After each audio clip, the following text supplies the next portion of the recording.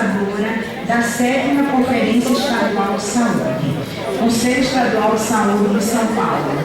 Agora, quanto às moções, a comissão organizadora da 7ª Conferência Estadual de Saúde, reunida em 16 de junho de 2015, considerando que não foi previsto no regulamento da etapa estadual a possibilidade de apresentação de moções, considerando o artigo 28º do Regimento Interno da 7ª Conferência Estadual de Saúde, que atribui à comissão organizadora resolver os casos omissos, resolve, no uso das suas atribuições, artigo 1º, as moções deverão ser subscritas por pelo menos 75% do total de delegados e delegadas inscritos à 7ª Conferência Estadual de Saúde.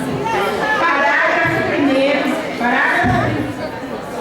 do artigo 1º das moções. As moções deverão ser protocoladas até às 17 horas do dia 23 de junho de 2015.